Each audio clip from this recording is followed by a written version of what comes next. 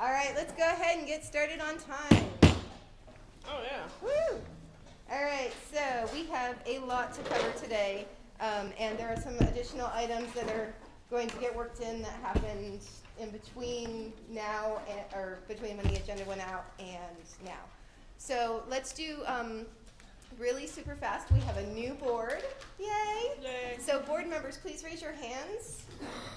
And we're going to introduce ourselves really fast. I'll start. I'm Chelsea Powers. I'm the chair. And we're going to go, Lynn, you go next. Lynn, Rec, I'm the treasurer. Derek, board member at large. Tina Bjornstedt-Shafransky, member at large.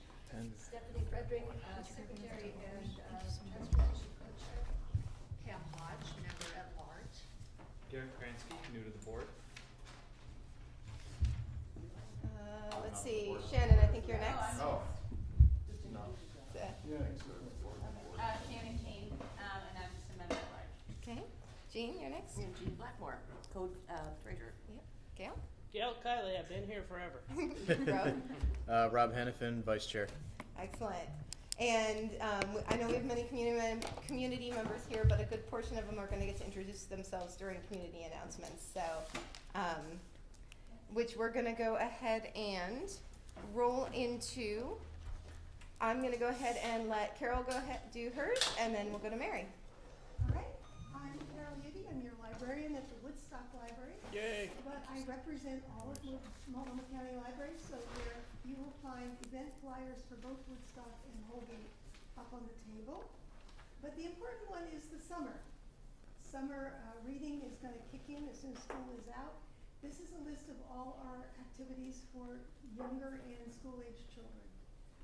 There are some teen camps and stuff you can find on the website, but this is all the kid activities. And you're welcome to take these if you know anybody who has a kid. Take a plan. Everything's on Wednesday. Everything's at 2 o'clock. Okay. It's really simple. Awesome. Thank you. All right, Mary, you're up next.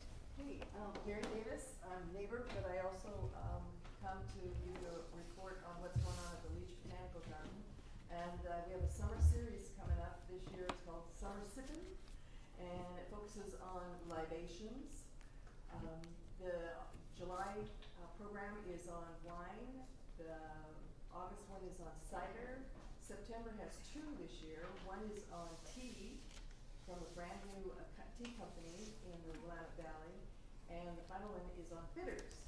So they're Wednesdays at 6, and the per session is 15 for non-Leach Garden Friends, and for Leach Garden Friends at 10. There's also a series package price that's quite a bit lower if you're interested in doing the whole series. And the other piece I wanted to let you know is the summer hours have started, so on Tuesdays and Wednesdays, the garden is open until 7 p.m. And we hope that maybe we'll have some concerts on Tuesdays. I will let you know next month. Great. I have Thank more you. information. Thank you much. All right. Esther is not here from the PTA. Her daughter is promoting to high school tonight, so she's there. But I will kind of talk about I went to the PTA meeting. They're really in need of members. They currently don't have enough members to have a full board. So if you're passionate about schools, or you have a student, or you're just a community member, you can absolutely join the Lane PTA. And that's, of course, the middle school back over here. And they're closing out their year. They don't have a lot of events over the summer, but in August, all the PPS schools do a Community Cares Day. It's usually the weekend before school starts, so they're anticipating it being August 25th. It's not set in stone yet. They have to wait for PPS to let them know.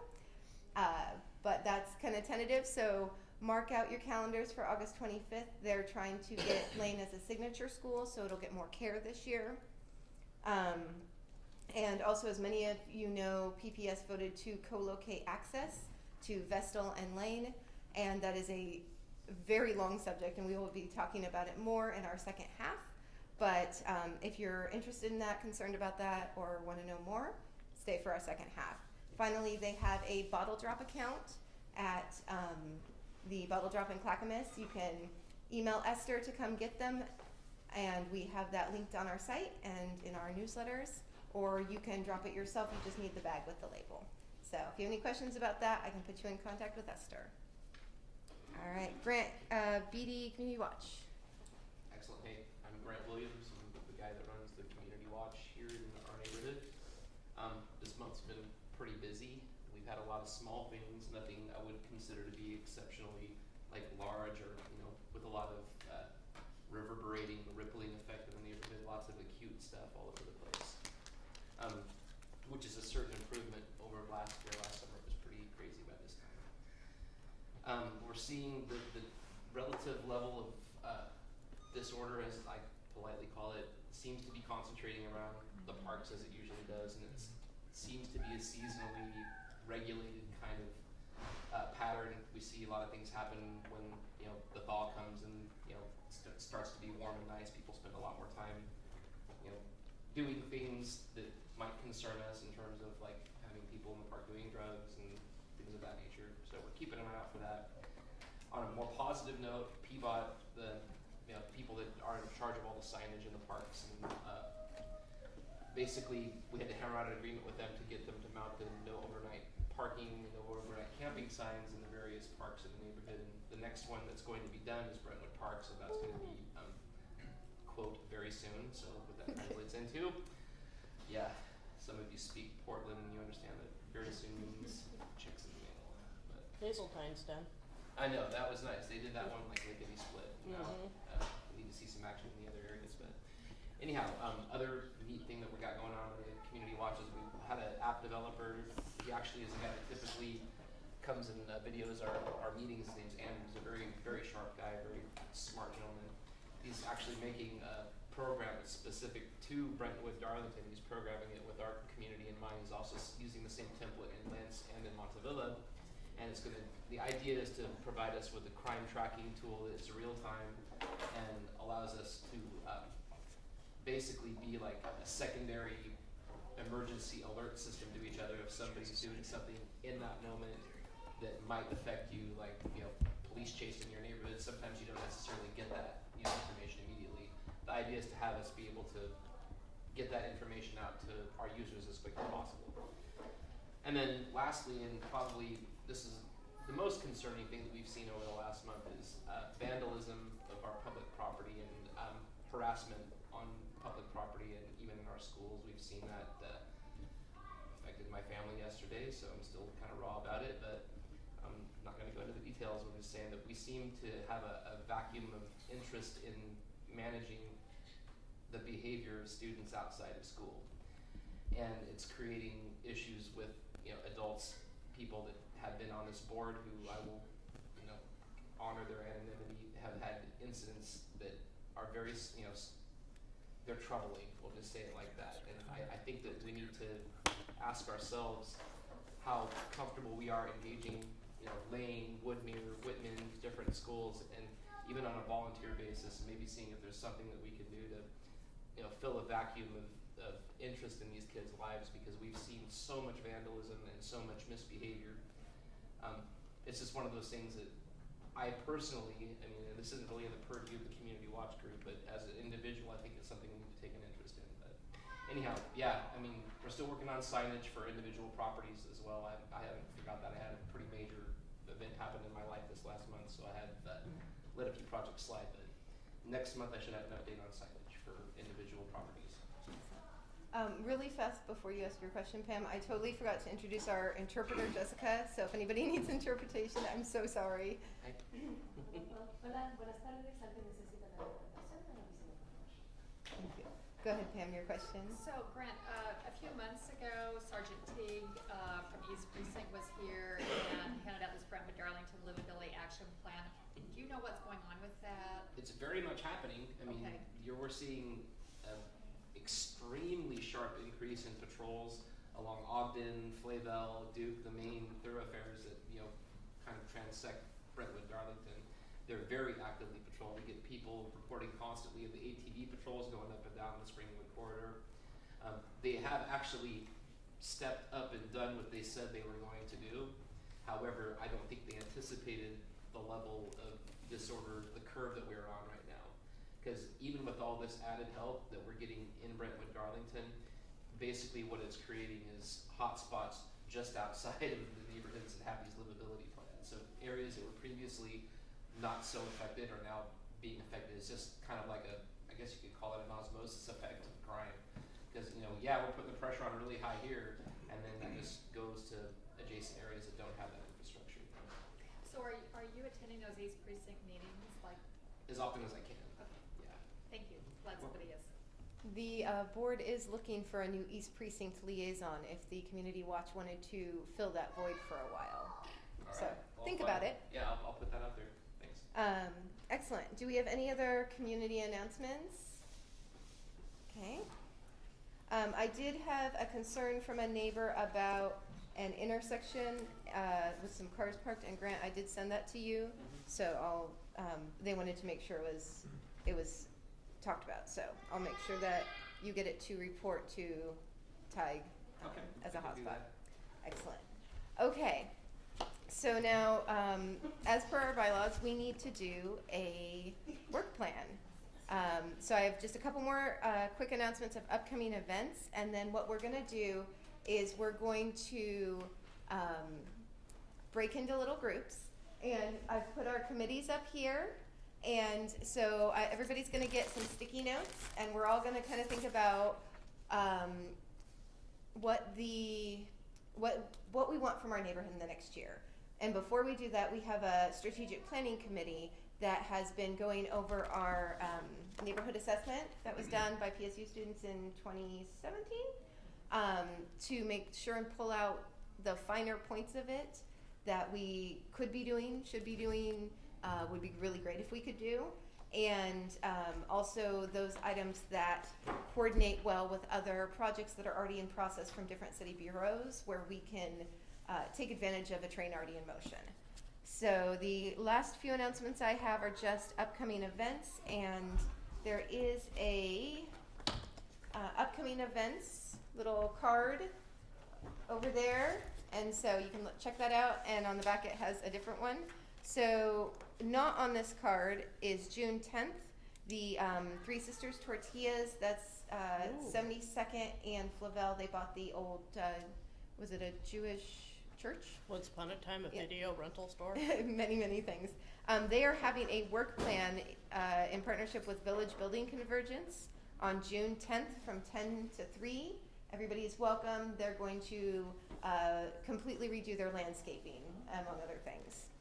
On June 16th is Paint the Town Green, and our section is along 82nd from Duke to Flavel. Please sign up and join us. Breakfast, snacks, and lunch provided. Everything, all the tools provided. Just come out and pick up some garbage, scrape some stickers. It'll feel really good. We have posters over there. If you want to take them with you and hang them up places, please do. What are the times on that? It is 9 to 1, June 16th. And there is a Planning and Sustainability Commission hearing on June 12th.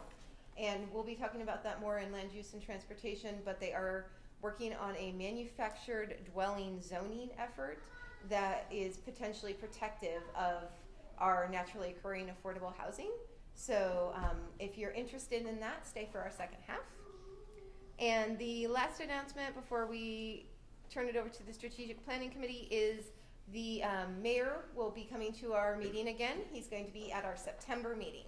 So if you want to come talk to the mayor, come in September. And possibly in August, the environmental overlay zone that I have pictures of over there, they are hoping to come in August to talk about that. So now I'm going to turn it over to our amazing strategic planning group. And they're going to tell us about some of the things that we should definitely consider putting on our work plan. Okay, hello everybody. Again, I'm Stephanie Frederick. I'm the secretary and also transportation co-chair on the board, and I'm a member of a new committee, which we just informally dubbed Strategic Planning Committee or Strategic Action. I don't even remember now, but it was just to give us a name. And we met very recently to discuss the Brentwood Darlington Neighborhood Assessment and Action Plan. This is an in-depth study of Brentwood Darlington that was done by students in the master's program at PSU's Department of Urban and Regional Planning. And it is really a treasure trove for us and something that we should try to take advantage of. It includes an action plan with 9 different goals, and scattered through those goals are 42 sub-goals. It's a lot of goals and a lot of sub-goals, but we feel that we should do everything we can to use the resources and the information behind this plan. Okay, so this plan was published a year ago, and we haven't acted on it because our wonderful staff person in the city, Marty Stockton, who's with the Bureau of Planning and Sustainability, was trying to get planning and implementation money for us, first from the city, then from Metro, and she couldn't get it. And she tried very hard. She's a big fan and supporter of Brentwood Darlington. So now we are faced with how do we implement this plan or parts of it ourselves. And so we are proposing that we begin working on certain goals in housing, transportation, zoning, and development, and I'll go over the details in a moment. And in the meantime, the Strategic Action Committee, and everyone is welcome to join us, plans to meet every month to work its way one by one through all of the goals, to prioritize goals, to track progress on all of them, which also include what city agencies may be taking steps to affect certain goals so that we know where we stand on everything and we can see when it's time to go down to city council, when it's time to write a letter of support, when it's time to reach out to our neighbors to get to do some coalition building and advocacy. So we hope that the board will adopt this idea of working every month, focusing on some portion of this plan, and we may focus on one part for 3 months or whatever it takes, but not let this incredible study go to waste. And as Pam has said, it's a once in a lifetime opportunity to have this handed to us, this in-depth evaluation of our neighborhood. It's very interesting to read. It's available at the Brentwood Darlington Neighborhood Association website. Just in the search bar, just type in assessment. If you type in neighborhood assessment, it comes up. I'm also going to hopefully add it up to our top bar choices soon. And we have a few copies. It's a very large document. We have a few copies here. Do not take them, it says. And also, if you would like it on a copy of a CD, like if you don't want to download a large file, you can email me and I'd be happy to burn it to a CD for you. Okay, so I'd like to go over some of the main goals and sub-goals with you, the ones that it appears that we should focus on first, even as the committee is working its way through all of them. We as a board, with organizational help from the committee, will focus on housing, transportation, zoning, and development. Now, in housing, sub-goals 1, 2, and 3 are 1, purchase, and this wouldn't be us, but we would be following and advocating. Purchase naturally occurring affordable multifamily and mobile home park properties to guarantee long-term affordability. So as you know, Brentwood Darlington is not the wealthiest neighborhood. We're the best, but we're not the wealthiest, right? And we need to make sure that we have affordable housing in our neighborhood where our families can stay. And one thing I feel that we need to let wealthier people know is that if you push all the non-wealthy people out, you no longer have the support system you need in the form of teachers, nannies, gardeners, people who work in fast food restaurants. You lose your world. This happened in Orange County. It's very gratifying to see, and it's since been rectified by creating affordable housing in Orange County, but the rich people lost their support group. all of a sudden, there wasn't anyone to take care of the kids or mow the lawn. So, we don't wanna see that happen. It's an argument that others will listen to often. So I like to see it made. Okay, goal number 2, support right of first refusal legislation for mobile home parks. We can do that. Other partners would be taking the lead on that, but this allows people who live in mobile home parks to organize and make an offer on the property themselves. 1.3, create a mobile home park overlay zone. This is something we can do right away. The city is now working on creating what's called a base overlay zone, right? Yeah, so And, a manufactured dwelling park zoning project, and that's what's going to be discussed at the June 12th Okay, Planning so and Sustainability. From what I've been reading, you need that before you can have the kind of overlay zone that is referenced in our assessment plan. So we need to support that. I volunteered to write a letter of advocacy and I haven't done it yet, I'm sorry. It's okay, you'll have a chance to talk about that more in the second half. Right, okay. All right, so we can get going on those 2 things. Marty will help us with the first 2 that have to do with purchasing property, because she knows the different agencies that are working on that sort of thing. All right, then we have a lot of transportation projects that we can work on. And when I say we on the transportation projects, the best thing we can do is work through what's called Portland Southeast in Active Motion. It's a newly formed group composed of Mount Scott, Arleta, Woodstock, Brentwood, Darlington, and we are hoping to bring in other neighborhoods. We're working on creating a proposal to get official good funding for planning from the city, where the staff would be involved and would help us put together a transportation plan that's would be similar like the one that Colley did recently, where it was that placed Colley in a position to get a lot of good money from the city. So the transportation part, and I am part of SEAM, but anyone here who wishes to join us or work on our land use committee and then come to SEAM meetings, absolutely welcome. Your input on which intersections, what bus service, everything that we need improvements on, it's really is critical.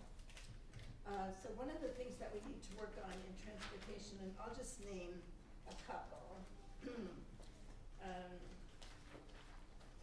Improve ADA accessibility in the neighborhood. Okay, so we're gonna get our sidewalk infills along Flavelle and Duke, and that's gonna help a lot.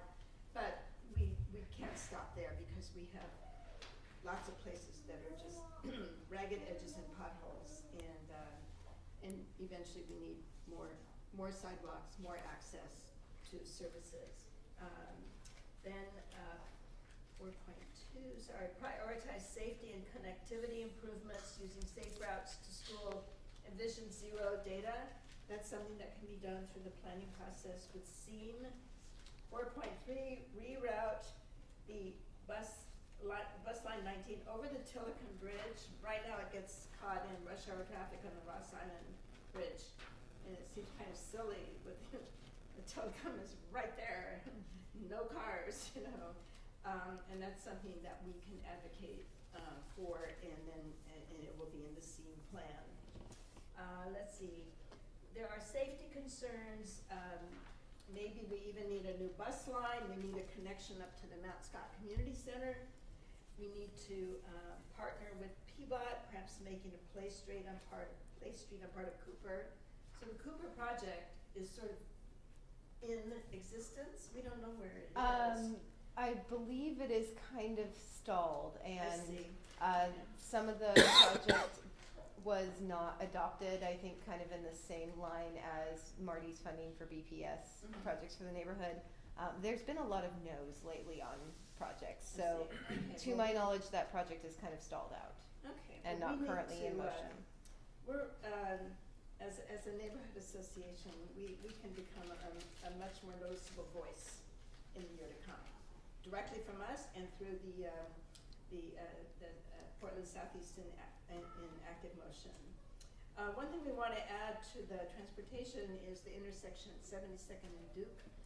There have been lots of accidents there, and I have been calling. Chelsea filed with the city that it got a traffic number, it was a safety issue, and I have been calling and calling and calling to find out what it is, and no response. Well, and they actually assigned a traffic engineer to it, and I've never been able to get a response. Well, I'm tracking every call. Excellent. And we are going to first write a letter to Mr. Commissioner Saltzman, but then if that doesn't work, we'll go to the city council, and we will get some action on this, on this intersection. So let me go on to zoning and development. Okay, so one of the zoning projects is 1.4. This is consider higher density residential zoning adjacent to 52nd and 72nd Avenues to expand housing types next to services and amenities. Marty Stockton, our friend, advised us to discuss this. So our small committee will come up with the discussion points, and then we can present them to the board, and we can decide whether we want this or not. If we do, Marty will help us implement it. Excellent. Okay, so that is one thing, and then the next one, 5.6, excuse me just a second.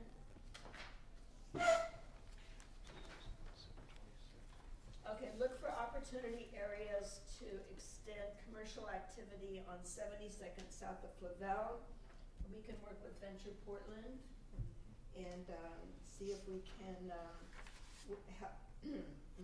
see what if we could get interest from people to locate businesses there. There was one business there, Candy's, a little store.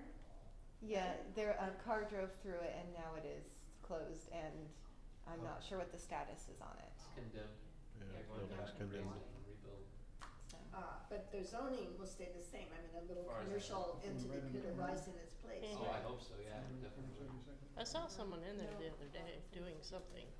Well, so it's- Any other goals? Okay, no, that's it. I'm sorry to take up No, your it's time. fine. The committee will meet every month. We need lots of resources, but we will discuss this as we go along. And I'm hoping that we, as a board, will vote to adopt this approach to use our plan and work on it this year, next year, whatever it takes to Second get year it plan, done. isn't that what we had discussed? That I think it's a long-term 5 to 10 year plan. Oh, it is. I mean, we can't, right, there's no one goal that we can accomplish tomorrow, by the end of next week. So it is something we would work on in the long term.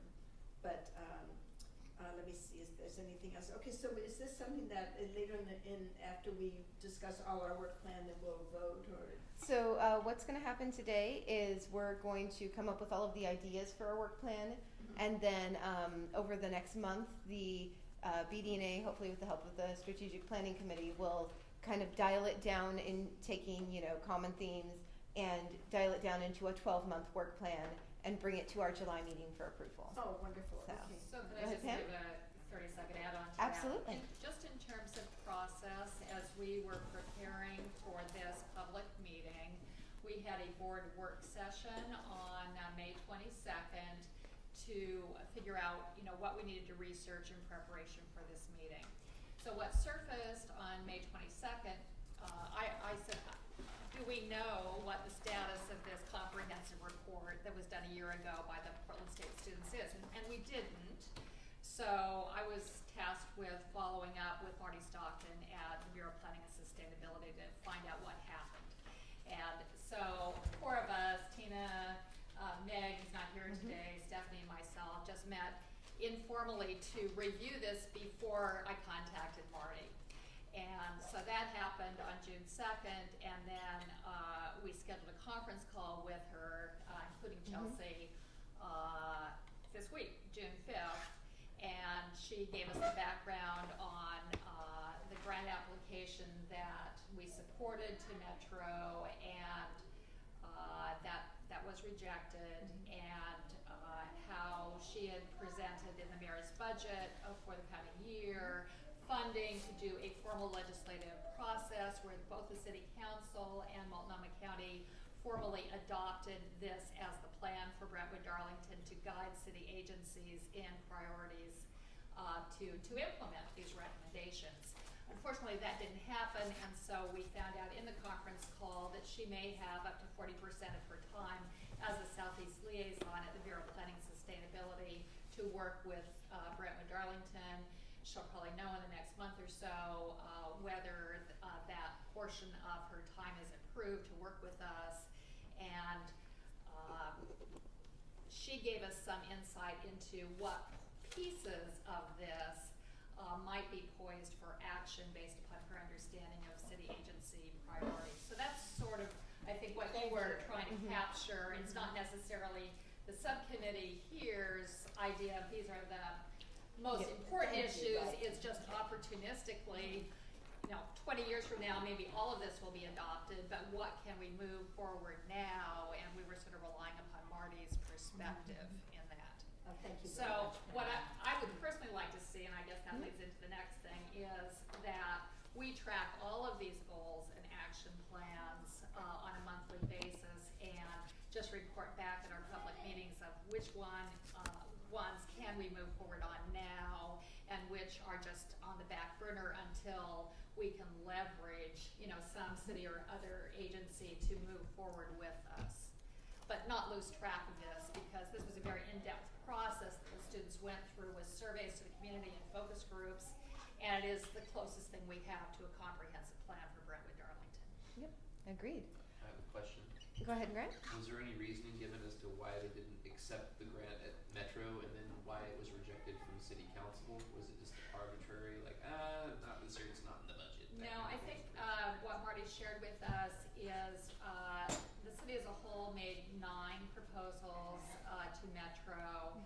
Only 2 were adopted, and the lens that Metro was looking at was what would create construction activity. Did I get that right?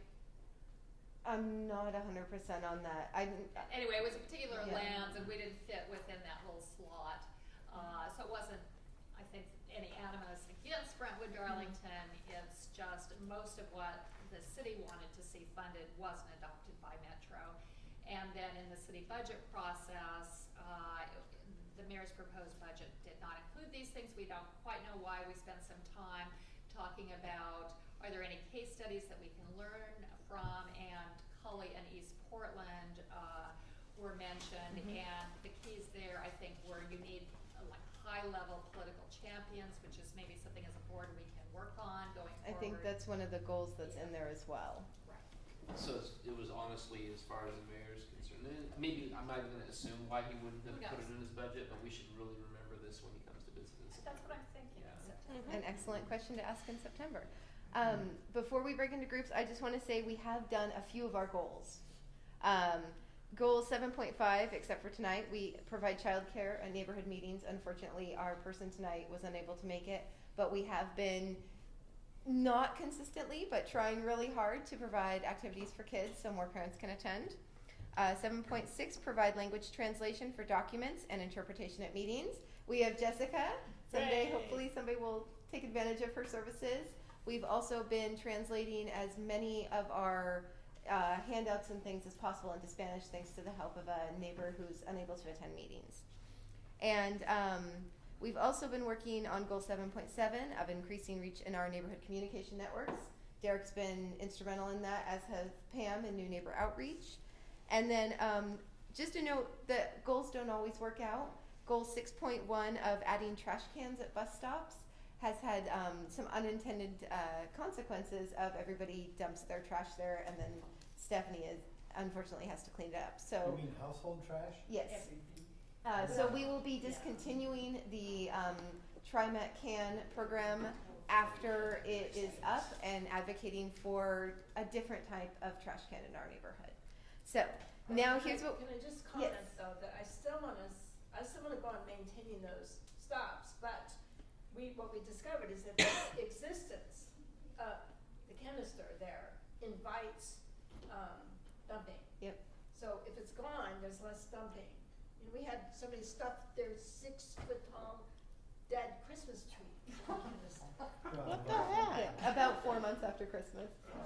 So, Could've went all right, green so day. we're running a little behind, so we don't have quite as much time for work groups, but I'm going to pass sticky notes around and take a sticky note per 2 people or 3, depending on how many is at your table. Break into groups with your table mates. Think about what you would like to see based on what you heard, based on your own projects in the neighborhood. Write them on a sticky note, stick them on the appropriate paper up there, and then we will regroup at 7:45 to talk about what's on those papers. And if you need a pen or pencil, they're over there. Garrett? Jessica, can you reframe for us what we should be writing on these sticky notes? Are these things we want to see happen in the next year, or things we're willing to be a part of to make happen?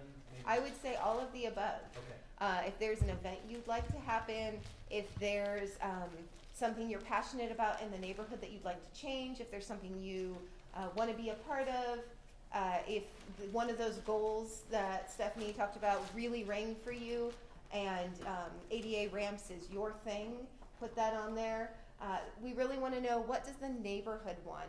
Beyond the projects that we can benefit the neighborhood with from this plan, what else do you want to see? What else concerns you? What else gets you excited about our neighborhood?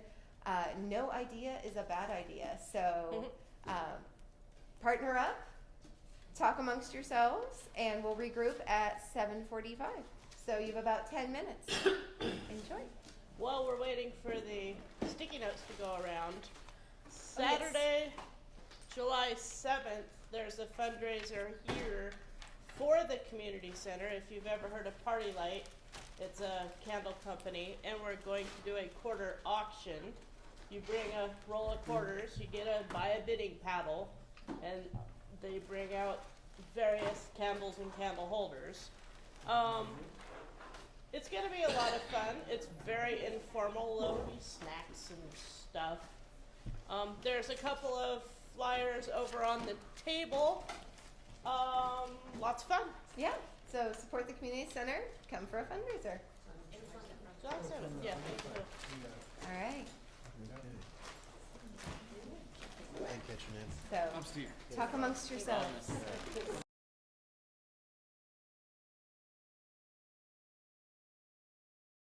All right, so we're going to talk a little bit about these. Yeah. And this is not your only opportunity. You can put things up here all night. I will leave this up all night. Okay.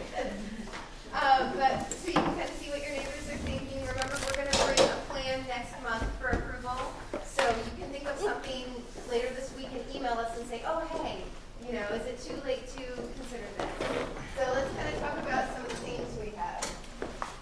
So for events and outreach, I think things like doing another cleanup in the fall, physical presence in Harney Parks. Are we thinking more, who was physical presence in Harney Park? Are we thinking like brochures or signage? Can we, okay, we're gonna go with that. Big old party. That would be wonderful. I see street art, a candidate debate for October. That would be interesting. Better communication with Johnson Creek Water Commission and Arrow Heights, and better engagement. Get more residents involved. Lots of tables of resources. Monetizing events. Community watch patrols. I think those might be popular. More fun holiday events. We currently do spectacular. So that would be interesting. And this once a month have a family. Is that family arts? Oh, family game night. Oh, family game night. Okay. Or family art night. So that's community events and community presence. Land use and transportation. I see a lot of improving buses. Rerouting the 19. Bus on Football Drive. I see things about speeding and speed bumps. Last mile transit connections, mobility, commercial zoning, paving roads. I think those themes are pretty repeating here. Equity and inclusion, I couldn't make a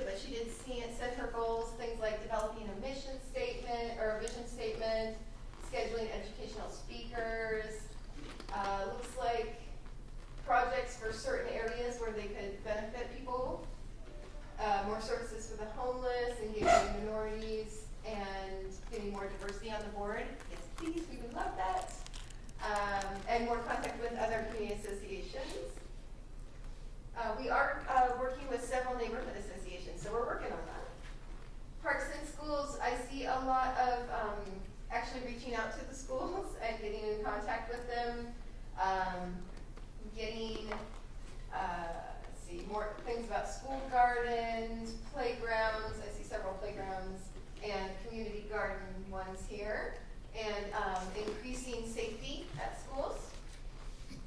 And then everything else. This is lots of, we have some things about solar. I think I see at least 2 on solar. That would be That's cool. fun. Educating neighbors on how to advocate, as well as better communication with city and county. That really goes together. The emergency preparedness net training, we've talked about many times. More speed bumps, PD signage, recruiting businesses for economic development, cleaning and cleaning party here to update the community center. So we have lots of cool things here. I see a lot of repeating themes, and I don't see anything that we haven't talked about before. So I think that we're on a really good page here. Is there anything that anyone wants to say about these before we kind of move on to the next portion of our meeting? Any thoughts? Good ideas. Yes, they're great. So what will happen now from here is you can still continue adding ideas throughout the night, and then at the end of the night we'll take them and we'll write them all down and kind of distill them into a work plan to be presented next month. Yes, Stephanie? Who is this we that we're? Members of the board. No, I'll be glad to help. The board members and community members that are interested are welcome to help us do that, and we'll come up with a meeting time for that. All right. What's our time? We're at 7:57. Awesome. Is there anything else before I close this portion of the meeting out to give us all a little break? All right. Esther, Can I do my update really quick? I updated about beautification, anticipation date, cans and bottles, and Then that I wasn't needed. access moved. Access moved, but I was very brief. So if you have more beyond that. Well, hi everybody. I'm Esther Pearl Duncan. I am June 30th, the former PTA president of Lane Middle School, and hopefully they will have somebody to fill my footsteps. Chelsea apparently has filled you in on everything, and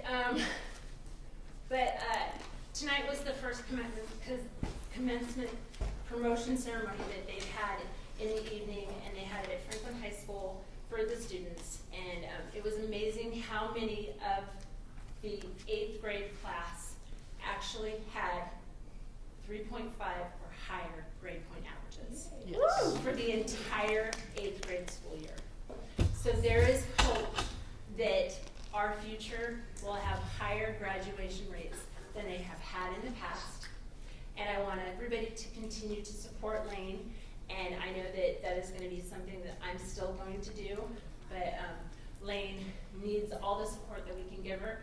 If by any chance, you know, you're bored and you have an inkling to play in the dirt, go over to Lane and pull some weeds. There's a pile of bark dust that could be spread.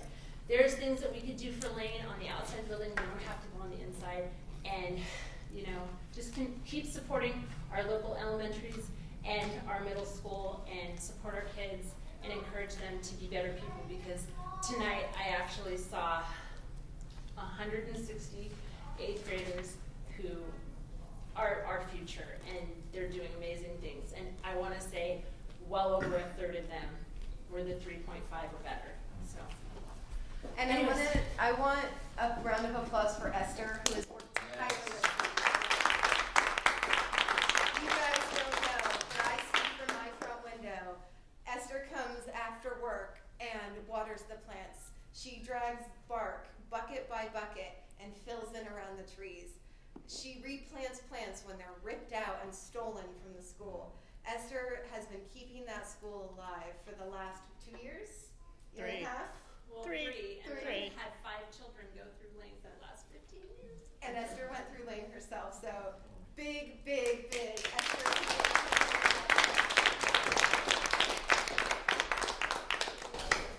And on that note, we're going to take a small break, and we'll be back for a second half. Thank you, everybody.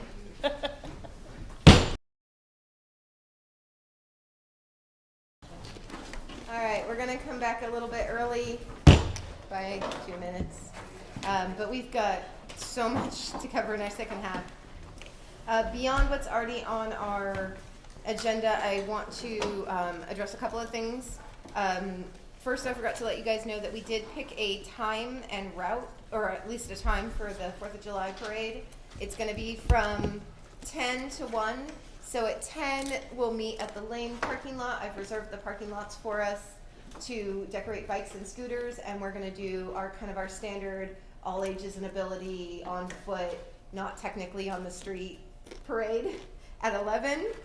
And then after the parade, we have the community center here rented, and we can use both the parking lot and out here. And we're gonna have some games. We have someone who will do face painting. We'll have snacks and things like that. So anybody who wants to help with that, we would love it. If you would like to donate to that, we would love that too. See me after the meeting if you want to help out with that. So Chelsea, did I see on next door that the Moose Lodge is also doing an event on the 4th of July? Do we have competing events in the neighborhood? I don't know. I have not heard that. I do know that the Moose Lodge was going to be asked if they wanted to participate or support in some way, so I don't know if that's coordinated, but we can look into that. We'll have to ask Dunya Markham. She's our Moose Lodge liaison, kind of. And then Meg does not have time on the agenda because she wasn't going to be here, but she did want, I'm going to cede some of my time at the end. She has a letter she would like to propose that we write as a board, and that went out to the board earlier. But speaking of requests for letters, we are going to have Stephanie do her request for support for 82nd Avenue. Okay, so let me pass this out. This is for board members to take, but share with your non-board member neighbors, please. A copy of a resolution. Okay, so we have been requested by several people, including Brian Wong of the 82nd Avenue Improvement Coalition, to write a letter of support for what he is proposing to various electeds, including the mayor and the head of PBOT, whoever that's going to be, and to the manager of whatever our district, ODOT district is here. I'm going to read the resolution, and while you take a look at it, and I'm hoping that the board will agree to adopt this, because 82nd Avenue has been severely neglected and poorly maintained. It is one of the most dangerous roads in the state of Oregon. Portlanders deserve safe streets on which to walk, bike, operate mobility devices, access transit, and drive. Believing that the city of Portland will improve safety and mobility on 82nd Avenue, which forms the eastern boundary of our neighborhood, the board of the Brentwood Darlington Neighborhood Association hereby requests that jurisdiction over 82nd Avenue be transferred from the Oregon Department of Transportation to the city of Portland before ODOT spends funds to make improvements that are not aligned with the visions of the city of Portland and of the communities bordering 82nd Avenue.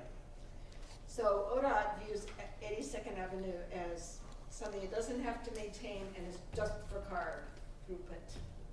And so apparently ODOT has set aside some money to make some improvements that are for car throughput and will have very little in the way of actual maintenance or improvement of the roadway, and certainly no safety or Have you seen all the sidewalk improvements in Clackamas on 82nd? no. At the different corners? Yeah.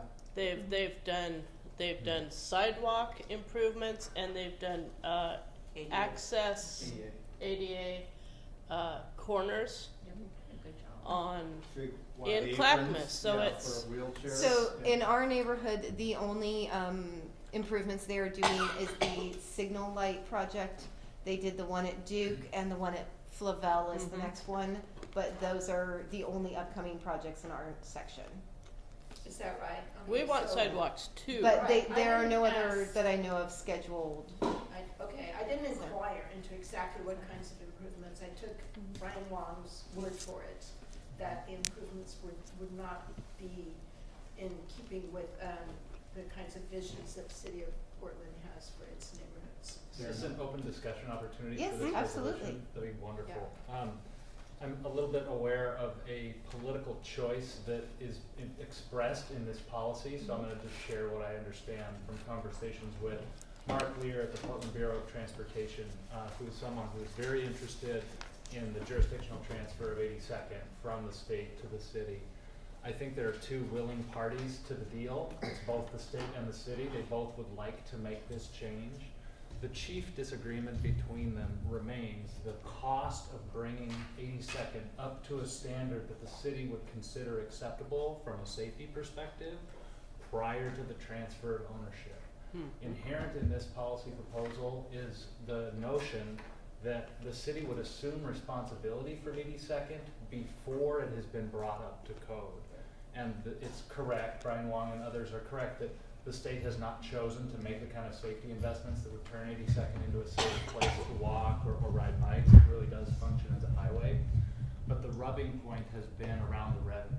$2 billion, yes. We have an example in the House Bill 2017, which was state legislation that passed last year, that included $180 million of dedicated funding for the upgrades to Powell Boulevard, which is on a sort of schedule for safety improvements that would allow it to transfer from the state to the city.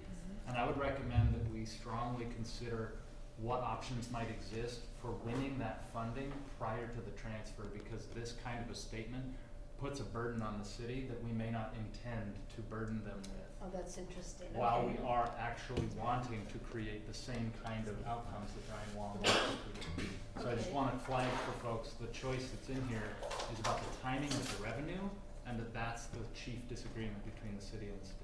Well, so is there a way to reword this, or should we just forget about it for the time being, or what do you recommend? I would love to work with you on this policy proposal and bring it back next month, and we could sit down with Mark Lear That at would the be city. fabulous. in I would between now and welcome then. that, because I don't know enough. I'm taking the word of other people who are knowledgeable about it. And There's I a would whole pile of worms underneath this letter. Okay. That's right. And Brian's next meeting on this subject is scheduled for the evening of Monday, June 18th. And so I'll be joining him out on 82nd Avenue for a conversation with a few key advocates to learn a little bit more about his position. Again, I think it's something very worthy of support, but it's all about when we get funding to make the improvements. Have you attended the meetings for the Improvement Coalition yet? I have not before. Okay, cool. Yeah, I did for a little while, and they have really good ideas, and it's like a massively encouraging think tank of people over there. But it's the money thing, dude. You are so right on, and you're basically asking to have the city shoulder what is $2 billion worth of money to bring it up to an acceptable level for transfer. And they keep hemming and hawing about it back and forth. And Portland just has to ask it at some what point is it just worth it for us to take it and just, you know, essentially saddle ourselves with an extra huge chunk of debt. I'd love to see 82nd be, you know, managed locally. I think it's only practical at this point because it's not, you know, by definition and by its practical use, it doesn't fit, you know, what it's laid out and what it's funded to be any longer. It's outgrown itself. So yes, I think that's an awesome idea. And I know I'm not a voting member, but I fully support what Garrett's saying. Okay, so, and so do I, because it adds knowledge that I didn't have, and Garrett will help me, or together we'll formulate a new approach to this, and then it'll be better. So it looks like we have the skeleton of something that we're going to be working on and talking about more next month. Yeah, this is Excellent. We also Thank you need very to much. Sure, we can bring this back in a, you know, in an intelligent way. include just next something month. with Clackamas County, because you're not gonna go down 82nd to Fred Meyer's and bam, you have a whole different system, which is what we have right now. We could, I'm sure we could talk a little bit more about the ADA lawsuit that the state just lost Yeah, from Oregon Walks that is probably funding some of the Which is cost. probably why they're getting all the new sidewalks and access. And those accesses south, you know, Fred Meyer's is south, you bring them up like where, at Luther or anywhere this direction, the sidewalks aren't wide enough to get down, to get to the corner to go. It's terrible. They're not. Yeah, you cannot push a stroller down that section of 82nd in any way. You can't walk from Excellent. here to Okay. Fred Meyer's. I have a question about Yes. quick. Is it possible for the city to take on piecemeal to recognize those parts of 82nd which are most ripe for development? They take like the block between say like Foster and the area right around there, and then develop that, get development in, use the SDC funds, the system development charges, use that to then hopefully it'll pay for itself, and then kind of keep moving down the street. I don't know if is there any reason that we have to have the entire street transferred if anybody knows, or Fascinatingly, the city of Portland already owns some small sections of the right-of-way on 82nd, but it doesn't significantly change the management of the facility because it's managed by ODOT, even though the city is in ownership. So, And the problem yes. is the road bed, like what's underneath everything that we keep rebuilding and it keeps collapsing in on itself. That's what the rub is. Everything that's on top of it has to be basically scraped clean and rebuilt, and that costs And that- a lot. 82nd's been on a maintenance only for probably about a decade. But even that, they're kind of neglecting it. I feel politically, as I drive down it on my SUV, that they're kind of like, it seems like they're trying to okay, let's see what little we can do to maintain this, basically. I can tell you that 2 years ago, I spent $2,000 repairing my car after hitting a pothole on 82nd at under 30 miles an hour. So it is definitely a safety issue. Question on my mind is why can't Portland and ODOT work together on this project and pool their funds to bring it up to code before transferring the jurisdiction? That would be awesome.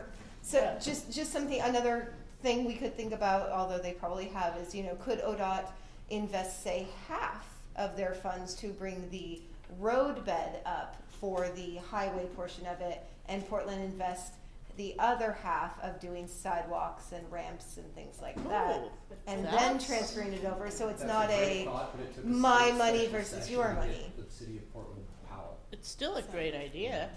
It's a great idea. In my experience, those two agencies don't always bring their best behavior to the table when they work with one another, and they certainly argue in very heated terms about how much money, from where, and for what. And the other sort of challenge here is that there is a fundamental disagreement between the way the city and the way the state manage their roadways. So if they were going to spend money jointly, they would still then argue about which design standards they use to apply to the street. So I think it is, at least I will declare, in my interest in seeing increased, sidewalks and bike lanes and, safer transit stops and better access for people who are, not driving a car. It's in our interest, it's in my interest to see the city on the street. It's just a matter of how we get there and how we fund it, and they don't tend to work well together. Okay, thank you so much, that's fabulous. So we'll look This is forward really to hearing exciting, yeah. about So that we'll again postpone next this month. to July. Excellent. And we'll come I'll back put with you on the something agenda that- next month. That's better. And that's going to lead us right into land use and transportation. So Stephanie, do you have anything else for transportation before we move forward? Oh my gosh, there's so much going on tonight. Hold on just 1 second. Okay, so I reported on trying to trying to find out what the status of 72nd and Duke, and getting nowhere, but I'm building up our case to take to the city council if necessary. We talked about 82nd, we talked about Portland Southeast in active motion. So I think that that's it for the moment on the transportation. What would you like to see done on 72nd and Duke? Well, we're getting so many accidents now. Oh, yeah. And I'm looking back through the historical record back to 2006 to 2015. I found there were 3 incidents. I told you one, but depending on how you read the map. But anyway, 3. But in the last few months, between now and last October, there are like 7 just in a few months, as opposed to 3 in 9 years. So I've been trying to get more data on how many, but we need some kind of analysis of the signals and the And The a traffic signals are engineer. short. So a They traffic shorten the engineer signals. was assigned to it, and I have his name, but I have not been able to get him to answer any emails or phone calls to tell us what his analysis showed. So I will pass that information to you, Stephanie, Thank you. Okay. and you can continue pursuing him. As we know, persistence is often our only avenue. Because that's my nearest So- intersection. And I know that within the last few months, at least one cyclist was hit and injured severely, and a pedestrian, just from neighborhood boards. So, anything land use, Patrick, that we need to talk about? Land use, it's in the very early stages for a small, it sounds like a townhome complex over by 76th and Flavel. I think they're in the pre-application conference stage. I don't know what the results of that is, so I have to go dig that up and prepare that for our next. If that's an issue, we should have our use meeting on the third Tuesday of this month, and try to get the developer, see if they're actually going to go through with it. They may be requesting a zoning change to one of the zones, so that would probably kill their project. So I'm not sure if they're just stuck there. So I got to go find out the status on that at BDS. Is it Where a is it? zoning change that may have updated with the comp plan? No, it looks like they may ask for an additional zoning Okay. change. Most of it's R2 and it's a few zones, and there's one zone I believe is R2.5, and they wanted to change that to R2 as well. So if they need that for their plan, getting a zoning change of that nature is after the comp plan is actually kind of difficult and costly and risky even. So I don't know if that is what's causing why the process seems kind of slow on this one. But I have to inquire and see what their status is. Okay. And where is this? This is at 76th and Flavel, right near the park there. Flavel Drive. Flavel and Street. Street. Okay. So the next land use meeting is the 19th of this month. That sounds like It's like the it third would Tuesday, be. yeah. Location to be determined. If you would like to have it here, let me know, and I'll help you get the community center rented. And all committees, if you would like to have your meeting on the third Tuesday of the month, we could just regularly rent out the community center for that purpose. I like the idea of having it in a quiet place. So amongst yourselves, figure out if third Tuesdays work, and let me know, and I will check with Russell and see if we can have it on an ongoing basis. But the other argument is that we support local businesses if we have it at a pub. So we could purchase refreshments from local businesses. Anything Or else for bring them land here. use and transportation? Okay. Now we need to review and approve minutes, and Patrick was amazing and sent them out. So board members, did board members have a chance to read through them? I'm going to admit I did not, so I'm going to abstain from voting today. I know, I'm terrible. But, so do you have a copy of them on you, Patrick? I didn't. Okay. Board members, were there any changes to the minutes that you were sent out for approval? Not that I Nothing can major. tell, no. Okay. So you all run good. Yeah. So would anyone like to motion to approve the outstanding minutes? Patrick, can you tell us what months those are?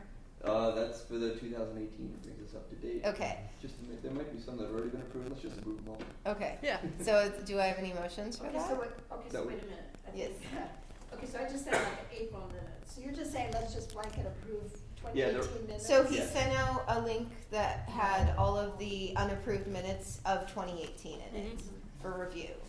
Okay, so did it have September and April? Yeah, it had like Yeah. 5 months. Yeah, it So was like, I wasn't a member prior to last month, Right. So So you I'm- can abstain from voting if you would like. okay. did you read the I minutes? read them, but I didn't show up, so I don't know how accurate they are, Okay, Okay. to be honest. okay. They're not, Pam, did there's you not, read there's them? not too much to. Board members, how many of you read the minutes that went out? Just say yes. There's not much controversy there. A quorum read the minutes, so would somebody who read the minutes like to motion to approve them? I read the minutes, they look good to me, I move that we approve them as I second. submitted. All right, so we have a motion on the table to approve the unapproved minutes of 2018 as sent out by Patrick for review to board members, seconded by Rob. All in favor? Keep your hands up for Stephanie. We have 1, 2, Oh, wait. 3, 4. Is Stephanie right? I should count. That's you. 1, 2, 3, 4, how many? See, Nine. I should've We have bought 9, coffee. 9, 4. All opposed? No opposing. All abstaining? And we've got 4 abstainers. And motion passes. Minutes are approved. Sweet. Lynn, you can now open the bank account, maybe. I'm beyond that now. So, for those of you who don't know, we have been trying to change banks, and the rules for opening bank accounts have changed since the last time we opened a bank account. So we closed our account and went to open it, and were unable to. So we are still working on that, and hopefully we will have a working bank account very, very soon. This was one of the pieces that we had to get done. So thank you, Lynn, for continuing to work through that. Eventually you'll get to give us a treasurer's report. We're going to go ahead. Anything else for Secretary Patrick? All right. So Patrick can now officially pass Secretary over to Stephanie. Minutes from your term are approved. Thank you, Patrick, for being our Secretary for so long. Great. Thanks a lot. Yay, Patrick. And yay, Stephanie, for taking it on now. All right, so we're going to tap over to Paul, who we haven't seen in a little bit, but he's joining us. Paul is not currently a board member, but is going to remain as our Southeast Uplift liaison, because you do not have to be a board member to do that. And since he may be leaving our neighborhood, we're going to keep him as our Southeast Uplift liaison as long as possible. So, go ahead. All right, so I apologize, I've been gone so much lately and kind of fell off the planet. I do have some updates from Southeast Uplift. One of the main ones is that they recently rewrote their mission statement because it was long, confusing, and convoluted, so that got done. The main reason why that's actually cool is they are trying to align themselves with the now renamed Office of Neighborhood Involvement, now called the OCCL, which sounds like an anagram for the OLCC, but it's not the same thing. It was Office of Neighborhood It Involvement. used to be the Office of Neighborhood Involvement. Now it's and- the OCCL. And now it's the OCCL, which is now the Office of Civic and Community Life, and I'll let you know when Right. I can figure out what that really means. But they've come out with a new series of goals that are much more aligned with kind of a large city or an organization and less about the involvement of smaller neighborhoods, and are looking for more involvement from the coalitions like Southeast Uplift. And the reason that pertains to us is they're kind of holding a lot of the funding that they provide those neighborhood coalitions kind of hostage for that. So it's a little tense at Southeast Uplift in that they're trying to be true to their mission and the neighborhood associations while fulfilling the requirements of their grant from the city. So that's why they've been revisiting a lot of their goals and organizational efforts to kind of lock that line. So that's something that's been a little bit tense. So that's bad news for It's not individual? bad news, Oh. it's just kind of the way the seas are shifting. It's happened a couple of times throughout the city's history where it's gone more neighborhood and inclusive, and then some of the city council will have kind of changed tune or asked for certain financial oversight over it because they don't know what this board is doing and that kind of thing. So it's just, things are changing. They'll probably change again because everybody's gonna change office in November, and we'll see what happens. So. Different color, red, Right, red exactly. paint. This might not Yeah. matter in 4 months, so we'll find out. Other thing that's been going on at Southeast Uplift is the 82nd Avenue Improvement Coalition came and spoke with us as well. There was a great deal of discussion about the disparity between things that you've identified, like Powell and ODOT and EVOT. So that they did ultimately decide to do kind of what we're doing, and that's sign a modified letter saying that they're in favor of that transfer occurring, and we're going to be part of the discussion to see that it happens in the best overall way, etc. So that's exciting. I'm glad we came up with the same conclusion. Maybe you could advise Stephanie and Garrick on that, or give them a copy of that letter. It has not yet been written, 'Kay. but I'll Okay, let you so know. what I had heard was that SEUL supported the letter on which I based my presentation They tonight. supported the ultimate goal of the letter. The terms of their support, I am not yet completely sure. I see, So okay. I will find We're out all from in the Terry. same Terry boat. Dublinsky Milton was the guy tasked with writing that letter, so I will find out from him what's going on. Okay, and Gary, you know. knows Sure. about it. Okay. I'll send it to the board and we can dispense with that also. Recently, Southeast Uplift was also asked to support an organization called One Oregon. It has a website that you can read about, and it's. Could you speak just a little bit? Yeah. Oh, I I'm can't sorry. Southeast Uplift was asked to support an organization called One Oregon. They are a group of people advocating for organizations going. I had this memorized and now I forgot. Inclusion of various social groups, people from different countries, different ways of life, all sorts of those types of things, and efforts to kind of unify under one voice. And so it's something that a lot of neighborhood associations are being asked to look at as well. I'll send you their website, and it's something maybe we can talk about at our next meeting. Can you send that to Meg as well? Sure. I think she'd be very interested in that. Absolutely. Yeah, she would love that. And then one last thing that's going on is Montevilla is hosting a housing and homelessness educational forum on June 30th from 11 to 2. It's kind of long. At 103rd and Gleason. The address is 10301 Northeast Gleason Street. And I'll send the flyer that I have to the board as well. And we'll put it up on the site. Absolutely. They really want people from the board and boards of various neighborhood associations to show up. Space is fairly limited, so that's something that they are concerned about. The goal of it is to have multiple table discussions and kind of an interactive way of coming up with solutions for homelessness, getting some of the various agencies involved. It's very similar to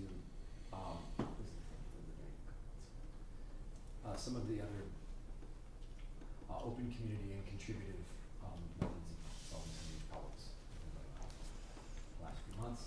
There was one recently in Foster or Mount Scott. It was at the Mount Scott Community Center. And they did a conversation around Yeah, it's very similar housing to and that. homelessness. And, they've got a couple of guest speakers that they're getting to facilitate the event, so it's rather exciting. Do you know who those speakers are? Flyer. All right, anything else? Lots of little things, but those are the big ones. Awesome. All right, Garrett, you have a question? Will we have an opportunity to sign up with the One Oregon Coalition as well? We do. In fact, there's an easy way upon the website for us or other community groups to get involved if they'd like to. They're accepting applications, or they're interested in pursuing anyone, be it a business or a community event. So Would they be interested in maybe coming and speaking at our next meeting? I would not. It would be worth. I'm sure they would be interested in coming to a future meeting. Mhm. Definitely. Okay, so we'll look into that, maybe having them come to a future meeting? All right. Yes. Yes, Yeah, okay, good. Thank you. Expect I know we're to- getting late and we're starting to just get to the nodding stage of the night. Easily. Anything else? Not at this time. Okay, so since we're running a couple minutes ahead, I totally forgot to give Pam some time for an Arrow Heights update. And while she gets her notes, she sent me a grant opportunity that we want to look into maybe. NEA Our Town Grants, a National Endowment for Arts Creative Placemaking Grants program, ranging from $25,000 to $200,000. Looks like matching grants. So the deadline for that is July 19th. If you are interested in knowing more about that, I will send you the email, but it's definitely something we should maybe look into. Pam, what do you think was there a specific project that you had in mind for that grant? No, I just suggested that, since we have the artistic darlings Mhm. within Brentwood Darlington, that we forward that information to them and perhaps, We'll for see if someone they're who would still champion it. active. Yes. Their leader did move but we'll see what we can do. I'll see who we can find.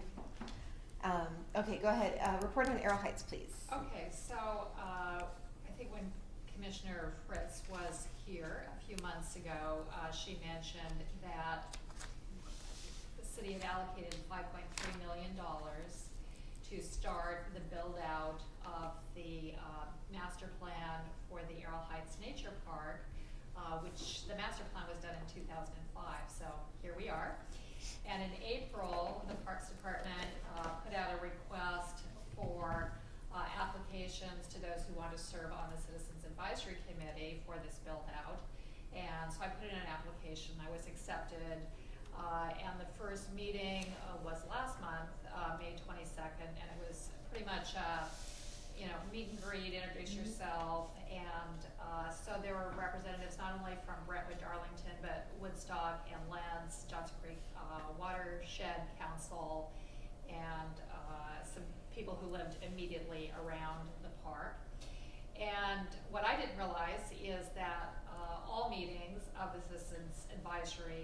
committee will be public meetings, which I think is a very good thing. And so there were some general community members, in particular people involved in the community garden that's being moved under the master plan, were there voicing their concerns. So the next meeting is scheduled for June 20th.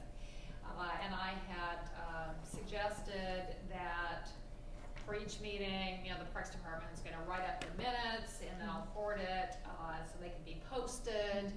But anyone who's interested in listening or providing input, it will be Wednesday, June 20th, at a location to be determined. So as soon as I hear, I will. What time will that be? It's usually about 6 o'clock, like 6 to 9 time frame. Where? It may be here. I know they're looking at the building, but it was booked up, so they're looking for other places in the neighborhood. So The first meeting was at Smile, so. that's I don't good to know. know. I know they're trying to find something in the neighborhood for one of the Arrow Heights meetings coming up. I'm not sure if We had a it's lot of the parks meetings or here. streets. So And the only other thing I think that was particularly noteworthy was of the 5.3 million, apparently 1.2 is already earmarked for like sidewalks in that area, you know, providing access to the park. So there's a shortfall in funding as far as, you know, building out all of the 2005 master plan. And so I just suggested that they look for other funding, matching opportunities like Precision Cast Parts that sits across the street from the nature park that probably owes the neighborhood big time. So whether anything comes of that or not, I did go on record with that statement. Good move. okay. So I'll keep you advised Thank you much. Let me know where the meeting is. as soon as I know. Yeah, when Pam has that information, we'll post it on the site and social Sweet. media. So, excellent. Okay, Derek, neighborhood outreach.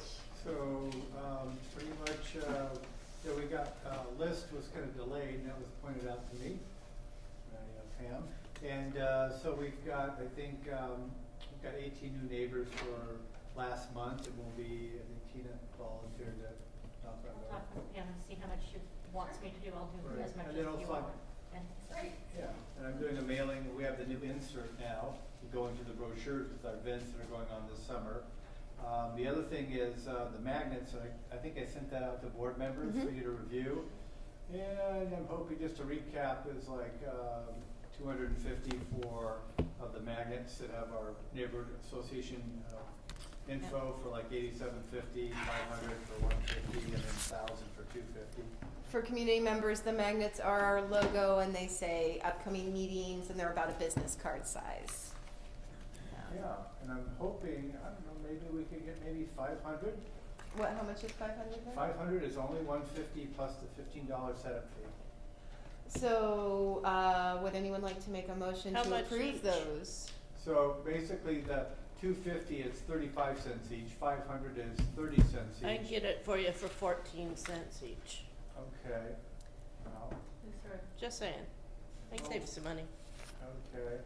Well, let's do that then. So- 'Cause well- we don't have a refrigerator magnet right now. Right. I was just at the farmer's market at Woodstock, and they were handing Oh, them out yeah, to I've me. got- I What's didn't even the ask for setup them. fee? I think it's $15, Okay. but I can find out. So, do we want to make a motion to approve up to the 165, and then choose a vendor based on?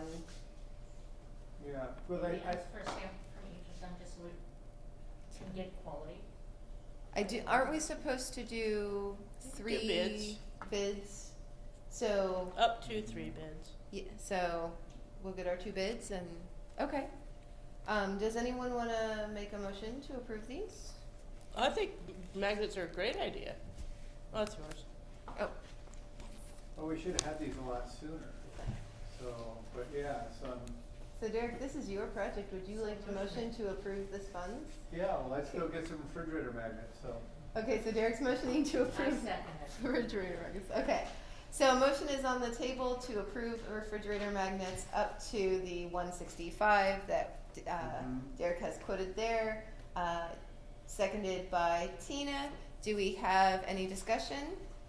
We are gonna go get the 2 different bids on it, or? Yes. Okay. Yes, Gail's gonna do a bid, we have a bid from Oregon Business Forums, and then Sure. we'll go from there. Okay. Okay. Alright, any other discussion? Alright, all in favor of approving magnets?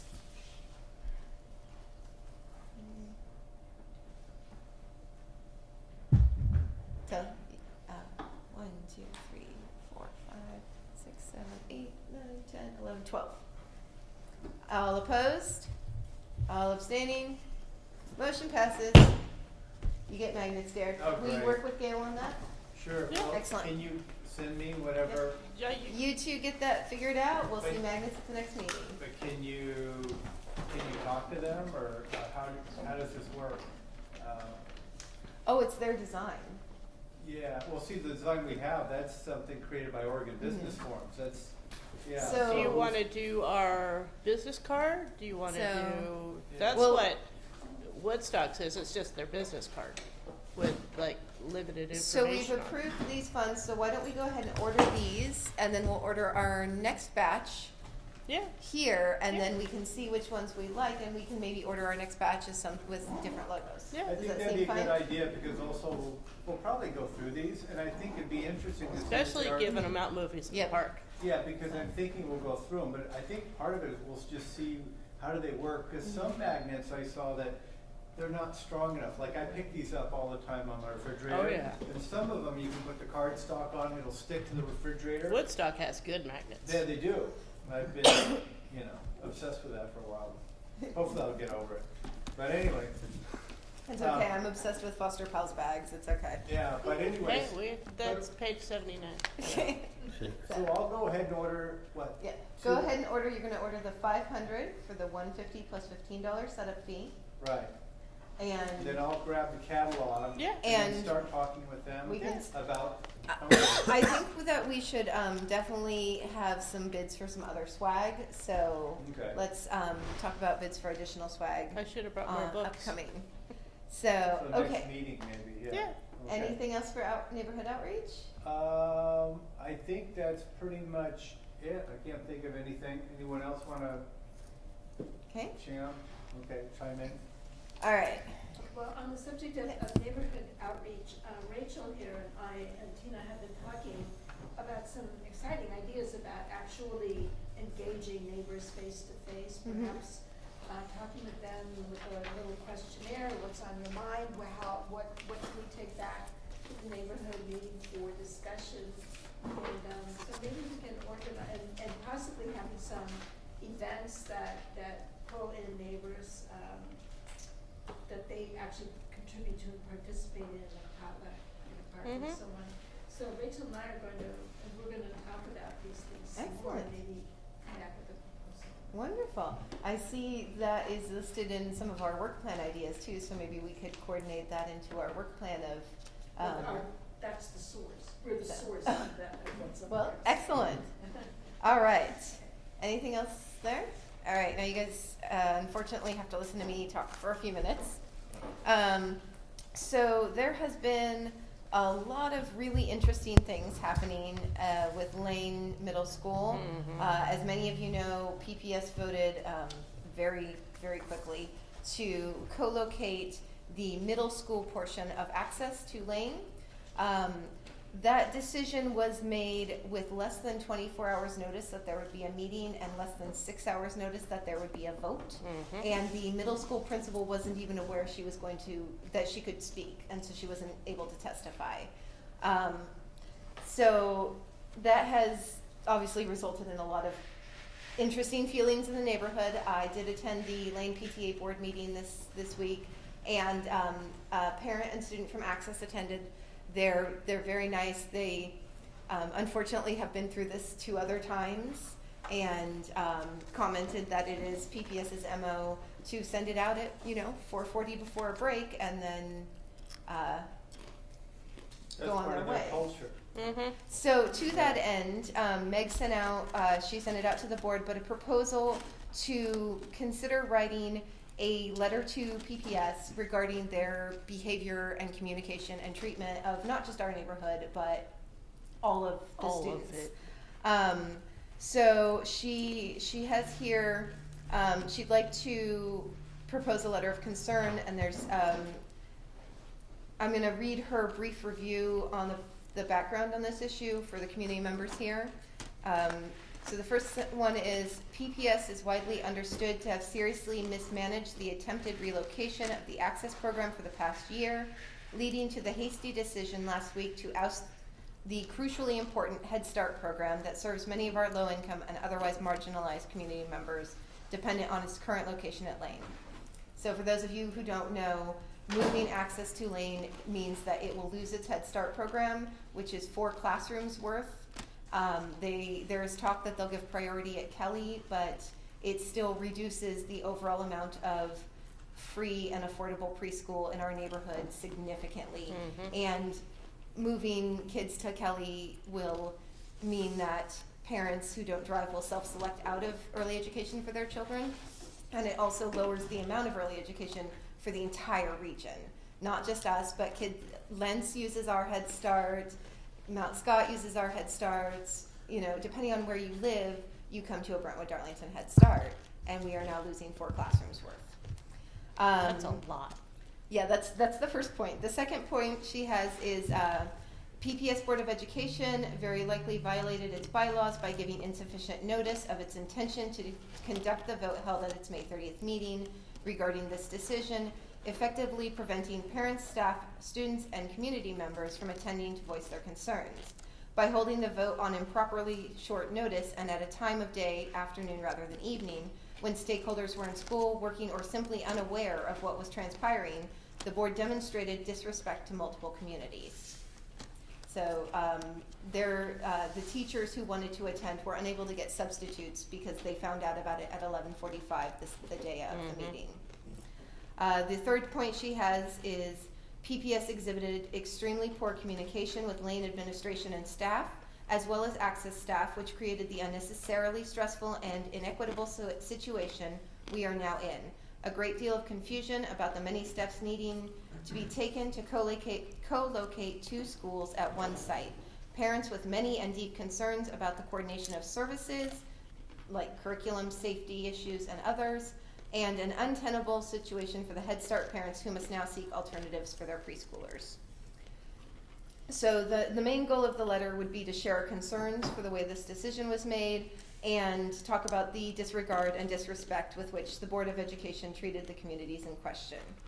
So Meg would like to, this is her paper motion, she'd like to write this letter with input from the board, especially the Schools and Parks Committee, to send this letter to PPS, the school board, and even possibly media outlets, making it a publicly facing letter where, you know, we've accepted that Access is coming, we're welcoming them with open arms, but the way that they made that decision was not okay. Not okay. And it needs to be addressed because it continues to happen. So, would someone like to motion to approve Meg's letter? I move we approve Meg's letter. And on hers, she said that she would write it with input and send it out within a week for review before it goes on. So, do we have a second for that? Shannon seconds. All right. So a motion is on the table to approve a letter to PPS and the other entities regarding this behavior. Seconded by Shannon. All in favor? 3, 12? 12 in favor. All opposed? All abstaining? Motion passes. Garrett? Can I ask it one quick? Absolutely. Is the Head Start program centered in Lane currently? Yes. Yes. Okay, but it's not a middle school program. No. It's the Head Start program. There are It just happens to 4 be in- classrooms on one side of Lane. You know where there's a little playground around the side? That playground was actually put in for the Head Start and is the only playground on that property. And the 4 classrooms that are on the end there have been Head Start classrooms for several years. Thank you. For quite a while, yeah. There are about 550 students at Lane, and they're bringing in just over 150 Access students. So Lane's student population will go up to 690, and the PPS is requesting about 10 classrooms, which is slightly around a third of the available So how classrooms. many Head Start students are being displaced by this? 4 classes with probably an average of 20 kids each, so around 80 Head Start students. And the Head Start program at Lane is, They're allowed over 16 per class? I believe they have 2 teachers per class. My son's elementary has 18 with 2 teachers. But that's Head Start is preschool, that's a higher adult student rate. I don't have an actual count, but that would be my best estimate, is that, Between 50 and 80. yeah. But it's, that program only has a couple of non-income related spots. Otherwise, it is entirely for low-income families. Right. So that's who it's going to hurt the most. Well, yeah. So, yeah, but it's 50 to 80 is a good estimate. I'm not exactly sure, and I know they do some full-day project programs and some half-days, so it could even be more. So the Head Start program is leaving Lane. Yes. So that means there's going to be a dedicated playground for students that are no longer there. Correct. And so they'll just use the lack of a Head Start program to leave it vandalized indefinitely. I don't know what the plan is with that. Neither did the principal. She's been very blindsided by this, obviously. I do know that not because of access, we are also losing our Lane County Health Center there, which is going to significantly impact people in our neighborhood, as it is the only health clinic in our neighborhood other than one naturopath. So they're moving health clinics only to the high schools. So now if you use that as a health clinic, you will have to go to Franklin. So. Which is so convenient. Yes. On that same kind of theme of access and PPS, there are some upcoming meetings if you want to squeak your wheel about anything with the district. The Board Finance Audit and Operations Committee meeting is next Tuesday, the 12th from 3 to 5. The district board meeting follows that at 6. And then the Enrollment and Forecasting Committee meets Thursday, June 14th from 3 to 5. And I can post those online as well. But if you are not thrilled with this, join our Schools and Parks Committee and go to meetings and be loud. Yell at people, it's awesome. So, let's see, let me check my list and make sure that I have not missed anything. Awesome. The very last thing tonight, I'm so excited, it's something that we can all agree on is exciting, maybe, is our cleanup report. Yay! Yay! We had a great cleanup. Yes, we did. We made money? Yep, and I'm going to talk fast because we're 4 minutes out. So you can, board members, take one, pass it on, share with your non-board member neighbor. So this is something new I'm trying. I don't expect board members to also do it, but it helps me keep my brain lined up. It's an event report. And the important things that you'll want to see is page 2 and 3.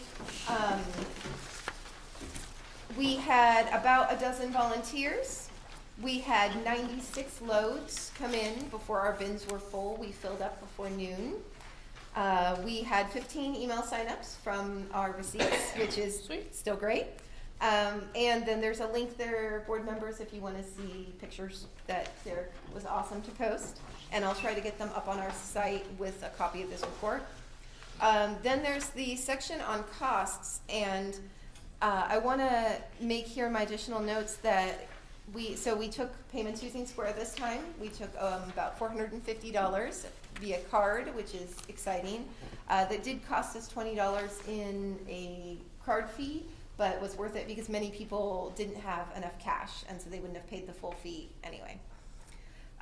But this is definitely a neighborhood service. So if these costs were not reimbursable, we would have taken a $1,300, almost $1,400 hit by having this event.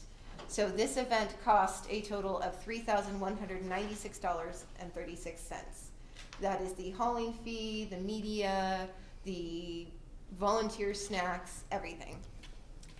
But because that $3,000 is reimbursable through the Metro Cleanup Program, we are actually getting a net gain of $1,800, $1,811 from our cleanup fees. So that is money that'll go to things like movies in the park and Spectacular and National Night Out and all of those fun things.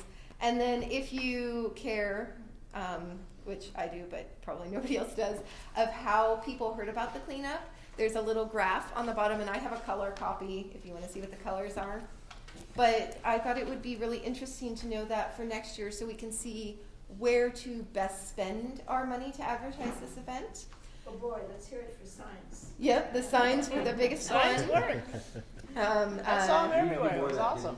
And they just didn't mark off anything. So the other question to kind of put in your head to think about is, we have the option of having a fall cleanup if we would like to host one. Things to do, remember for next time, we can have more than a fixed number of bins. We can have as many bins as we can fill in that time period if we arrange it properly. We can work with Resource Recovery Systems again. They were wonderful, and they are definitely interested in a fall cleanup. They would just depend on availability. And I think that we got our procedures pretty well down with how we were running traffic through that parking lot. So if that's something the board is interested in, I would be willing to help with the legwork of that again.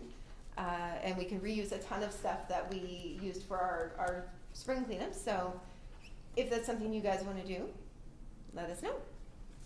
We And talked about that at Southeast Festival. Most of the neighborhoods saw an average of about $800. Brooklyn was the next biggest with $1,700. So we blew them out of the water. And we filled up before noon. We had to turn people away and send them to Mount Scott for an hour, 2 hours. And that's the only reason they got $900. So, yeah, we sent people to them clear up until like 2 o'clock. So. We did that, or we just have more junk. All these things are true. Yeah, not mutual. They've been sending it for 2 years. So, board, if you, We didn't have a cleanup last year, so there was a lot of. yes, we did not have a Last cleanup year last we year. got like 3 grand. Pent up We had- demand. So, but, So when would we have to motion and approve and Um, say we're gonna do it? if you guys want to have a cleanup, you can make the motion and approve it tonight, and then we can decide on our dates based on when the parking lot is available for rent and Resource Recovery We're Systems not is even available. voting to motion, let's do a fall cleanup. It would Do we have a to second for fall be cleanup? September 1st or August 25th, because after September 1st, Green Thumb's in session. But it's a weekend, so it doesn't matter. That's true. So we have a motion on the table to have a fall cleanup. Do we have a second for that anywhere? Yeah. Rob I seconds? second, but we still need to consider dates. Are we assuming a September? I think I would argue it'd be vital, we should do it before the rain really sets in for the fall. We can do Okay. September 8th. Not October? So we could have a motion on the table to have a fall cleanup with details to be determined. Yeah. Yeah. Okay, Okay, okay. that works. Any other discussion on that? We have a motion on the table to have a fall cleanup, details like date and time to be determined, seconded by Rob. All in favor? 1, 2, 3, 4, 5, 6, 9, 10, 11, 12 in favor. All opposed? And who moved? Tina moved, Rob seconded. All opposed? All abstaining? Motion passes. 12. All right, I do not have anything else tonight. Does anyone have anything else before I close the meeting? Luke? So Luke Maurer, Learning Gardens Lab Manager. I promise I'm going to be at the front end with announcements. Lots of good things happening. Very busy spring. Please save the date. August 11th, 6 to 9 p.m. is the first annual Farm to Fork fundraiser at the Learning Gardens Laboratory. Save the date coming out, but I won't see you until the 5th of July, so I wanted to tell folks now. 8th or 9th? Sorry? What day was that? August 11th. 6 to 9 p.m. You know, if I forget, can I Google later and find it? Yes, and I actually have a reminder set to send you the save the date so that you can spread that too. And Luke will absolutely be sending me all of that to put in our e-newsletter and our Yes. site and our social media, I will so be indeed. looking for that. Yes, we're working on excellent communications. The farm stand will open June 27th, Sweet. 3:30 to 6:30 p.m. We are hosting 3 Lentz Youth Initiative interns through the Rose Community Development Center. one of whom was a Lane student who did 3 years of garden education out there. So Awesome. lots of virtuous loops there. And other great things, but just wanted to put those on your radar. June Wonderful. June 27th. Thank you. It's a Wednesday. All right. Yes. For community No, members it is or board weekly members. Wednesdays, 3:30 to Weekly 6:30. Wednesday.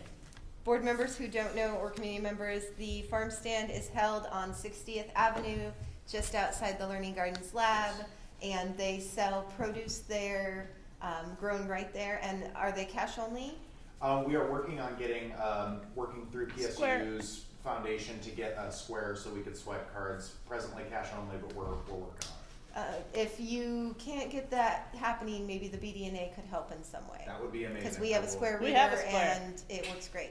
Awesome, thank you. So, okay, Shannon. Real quick. So I'm a volunteer for a local nonprofit called the Portland Area CSA Coalition, so kind of along the same Excellent. lines. Excellent. PACSAC, yeah. So this is our new guide for this year. So this is all of the CSAs that are a member of our organization.